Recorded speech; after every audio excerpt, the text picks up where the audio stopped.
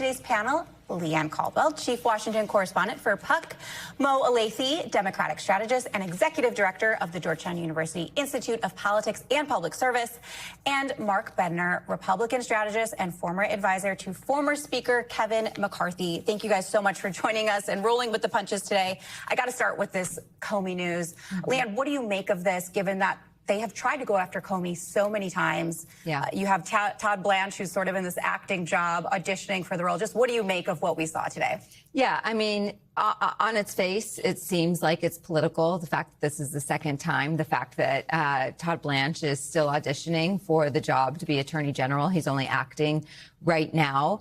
Maybe they do have a really strong case. Todd Blanche said that they've been investigating for nearly a year, but James Comey has been one of Donald Trump's #1 priorities since he entered office. And so we'll see where this goes. This last indictment was dismissed by a judge. We'll see if this one is too.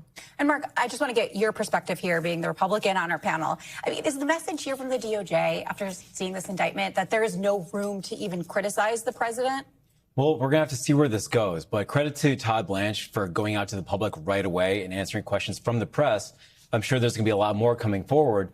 But by virtue of the fact that he was able to actually go out and say, this will be tough. We do need to prove intent. We do need to go methodically every step of the way. That's really important. And so I think that's a really good step that he took, proactively to start off here.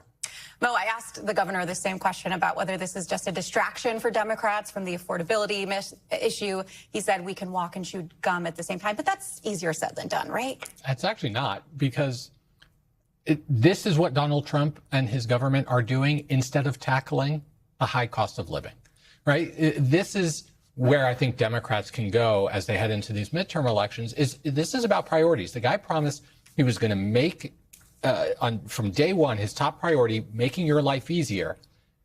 And he hasn't done it.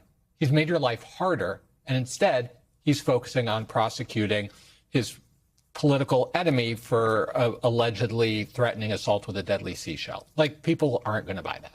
I mean, the base, though, Mark wants to see this stuff, right? So do you think perhaps part of this is also a play to energize the Trump base?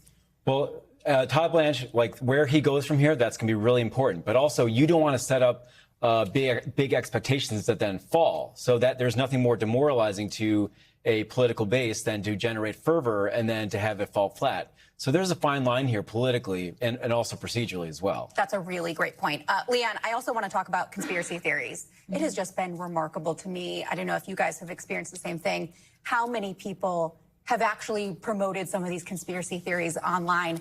What do you make of that? And do you think that this is just the environment we're in, where there's a void, social media, really rushes to fill the space before journalism can get out there? And how can we really overcome this moment? Yeah, it started immediately on Saturday night. I was originally surprised about it, but then afterwards not, after you think about it. But this goes social media, but it's also about the void of lack of trust in institutions.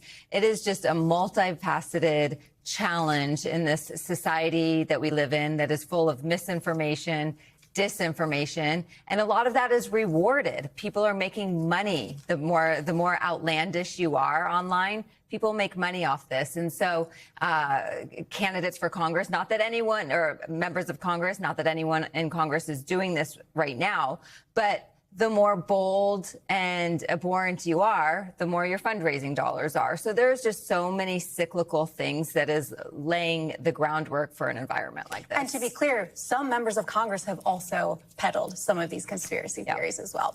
Panel, thank you so much for joining us. I really appreciate it. We're going to be more up later with some more on NBC News Now. And of course, we're always back tomorrow with more Meet the Press Now.